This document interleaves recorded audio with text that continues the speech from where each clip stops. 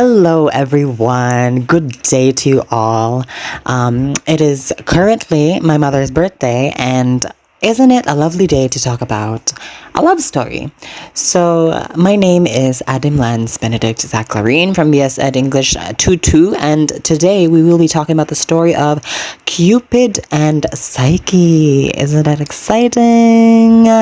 So, before we talk about the story, we should talk about the background of the story. So, according to a mythology book, this story is told only by Apuleius, a Latin writer of the 2nd century AD.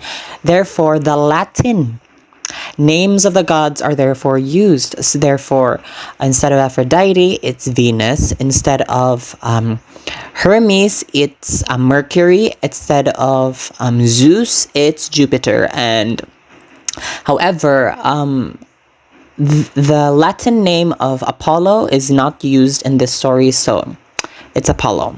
No Latin name for Apollo. Okay, so it is a prettily told tale after the manner of Ovid. The writer is entertained by what he writes, but he believes none of it. So much for making a story but not believing any of it. Anyway, look at my outfit today. Isn't it very appropriate for a love story? So let's get to the story. In the beginning, there was once a king with 3 daughters, and Psyche as the youngest. And she excelled like a goddess for her beauty, causing men to travel to her. And these men say Psyche is better than Venus, which caused controversy with Venus because due to her beauty, she was no longer being praised as a goddess.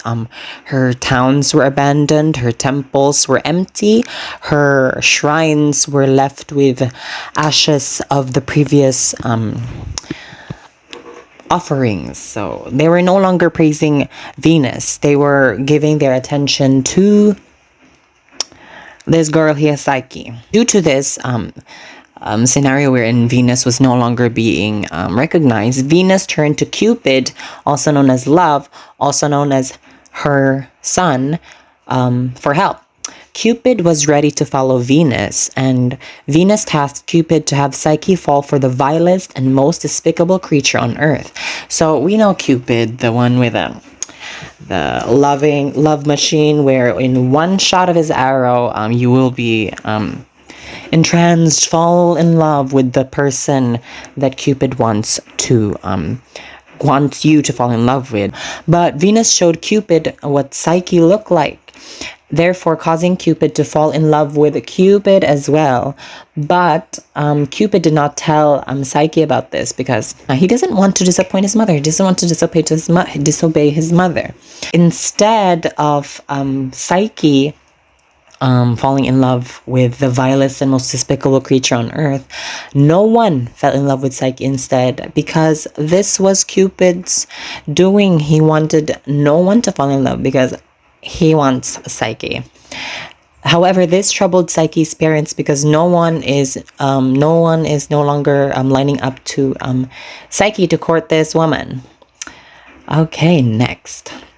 So due to this scenario wherein nobody is lining up to Psyche, it caused Psyche's father to consult the oracle of Apollo.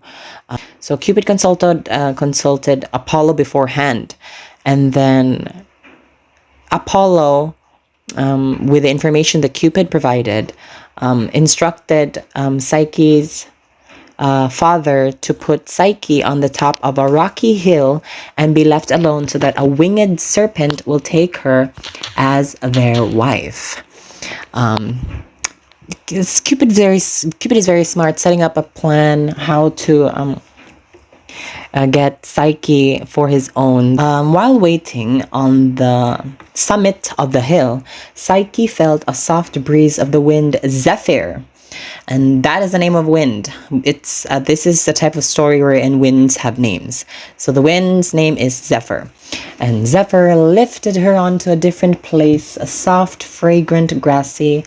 This place was soft, a fragrant, a grassy, and a quiet meadow, causing her to sleep. With that, she woke up beside a river, beside a deserted and quiet mansion, with pillars of gold, walls of silver, and stone-laid floors. She hears voices telling her that the house is hers and she should enter, bathe, refresh, and feed herself.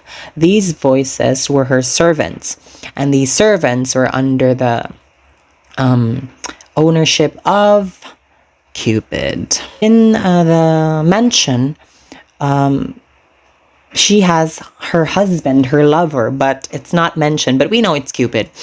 And her husband visits her in the night, and he speaks to Psyche, saying that her sisters are coming for her to mourn her. But Psyche is not to let them see her, or this will bring sorrow and ruin to herself. So next, however, Psyche cried until her husband allowed her to do what he told her not to do, which is see her sisters. Her husband also said that she's not to be persuaded to see him, as this will separate them forever. So the spoiler alert, the following events will cause Psyche to want to see the face of Cupid, which is forbidden. So her two sisters arrived the way how Psyche was brought to the place, still by the way of Zephyr, the wind, and Psyche brought them to the mansion, and they were jealous. They asked who her husband was, but Psyche kept faithful and told them he is a young man on a hunting expedition, so don't worry about him. I'm rich, he doesn't need to be with me, and you don't need to see him.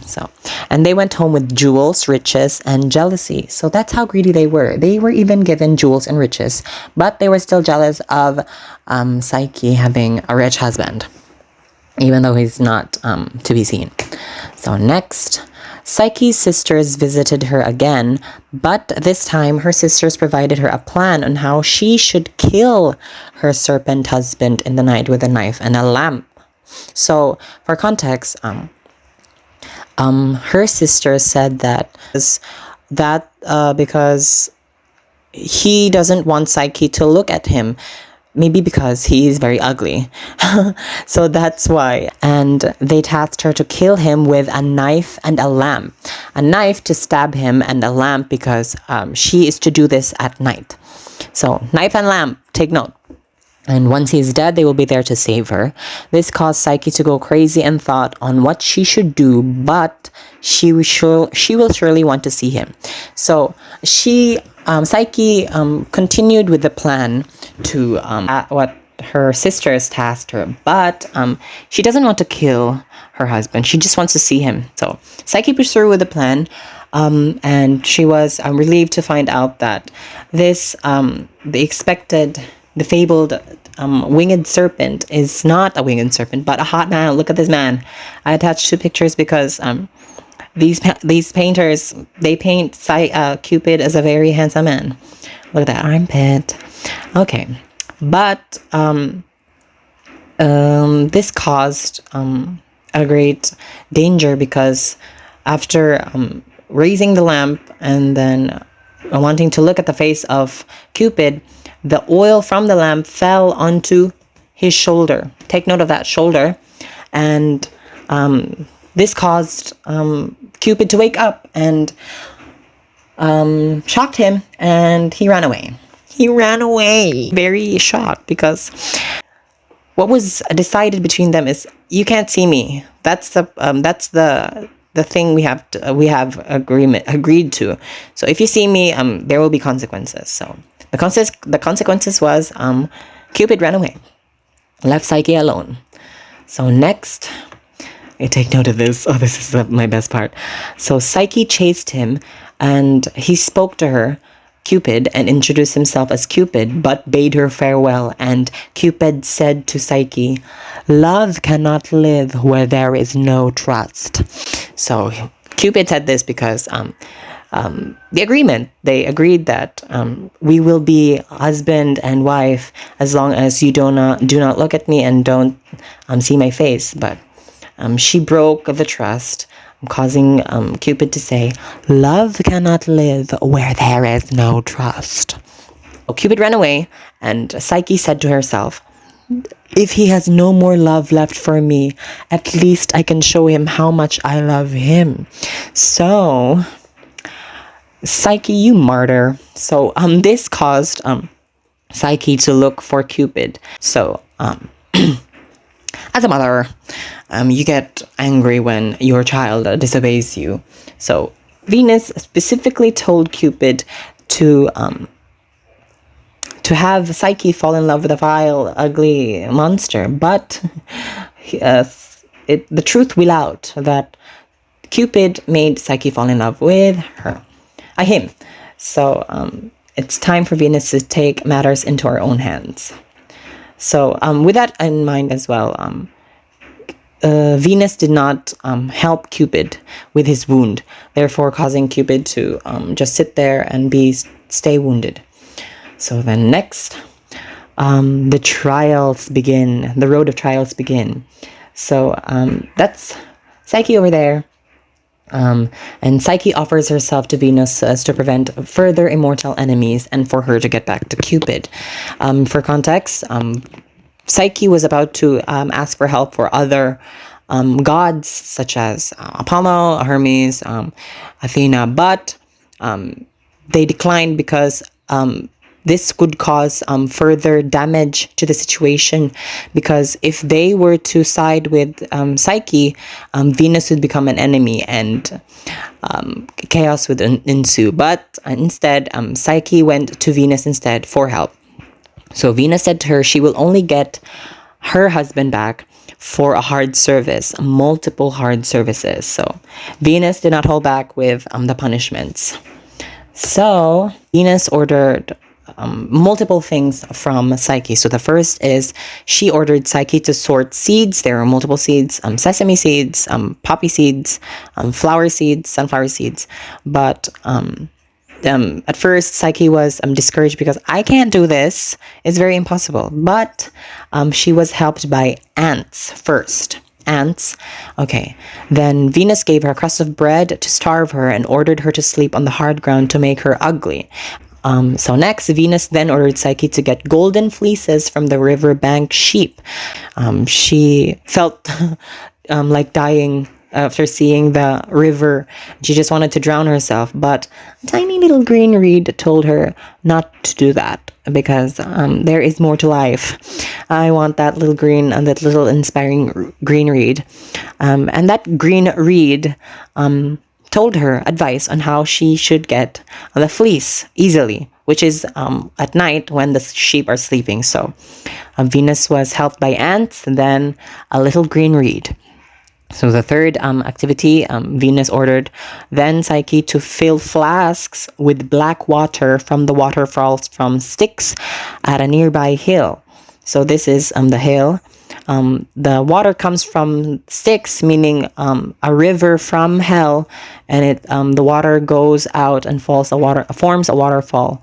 And Venus tasked Psyche to get water from the waterfall and fill in the flask, which is impossible and very hard. That's why an eagle helped her this time. So first ants, second green reed, and then third eagle.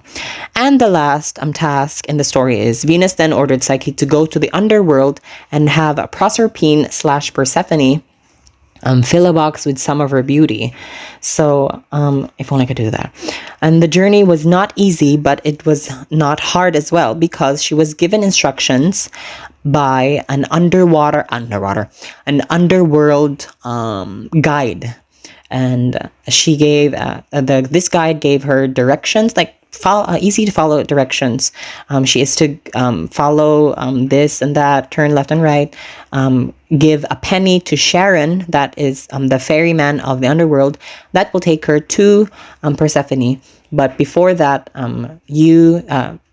Psyche must give a cake to Cerberus so that Cerberus will let Psyche in. And for context, Cerberus is the three-headed dog that guards Persephone's abode. And she followed the instructions, and eventually Proserpine gave her beauty in the box. First, she was helped by ants, next by a little green reed, next is the eagle, and the last is the underworld guide. So, tempted to become more pretty for her Cupid, she looked into the box of Proserpine's beauty. It's giving Pandora's box, but it was empty. It wasn't empty actually. The Proserpine's beauty was so powerful that it caused Proserpine to become tired and sleep. So next, with this turn of events, it was time for Cupid to intervene. So now healed by his love for Psyche, he found her sleeping beside the palace, wiped the sleep from her eyes, returned it to the box, and woke her with a prick of his arrow, his trusty arrow, and scolded her and told her to give the box to Venus. So just for context, this is a very, not like how Venus scolded Cupid for disobeying him, but this is like a lover scold, like scolding was in the act of love. For the prevention of giving of task from Venus, Cupid went to Jupiter or Zeus so that Venus will no longer bother Psyche. In reference to the previous stories of before my presentation, Cupid has done many bad things to Jupiter, but he was very considerate in this story. Therefore, Jupiter intervened as well, and Venus no longer bothered Psyche. So eventually, Jupiter also officiated the wedding of Psyche and Cupid. And with that, Jupiter also held the immortalization of Psyche. So that's how supportive Jupiter is with Psyche and Cupid's relationship, that he eventually made Psyche immortal. And Mercury or Hermes delivered Psyche to the palace of gods, and Jupiter or Zeus gave her ambrosia, making her immortal. This worked in favor for Venus. So to explain, if Psyche and Cupid are married, the beauty of Psyche will no longer cause Venus problems. Psyche will be put in Olympus, and she will no longer live on Earth, and the men will now come back to serve her beauty and her temples and her cities. So in the end, love and the soul, for that is what Psyche means. So keep in mind, love is to Cupid, while soul is to Psyche. Had sought and after sore trials found each other, and that union could never be broken. So sana all. And they lived happily ever after the end. So that is the end of the story Cupid and Psyche. So there were elements of Cinderella there, Snow White, wherein Venus must be the fairest of them all. Yeah, they were very, if you take note of the story, it's like the other stories are interrelated with the happenings of this story. But yeah, that's the end of Cupid and Psyche. They lived happily ever after. They got married, and Venus got what she wanted, which is the undying love and worship of the men to her. So that is the end of my report. Thank you very much, and I hope you learned something today. So thank you very much, and have a great day. Bye.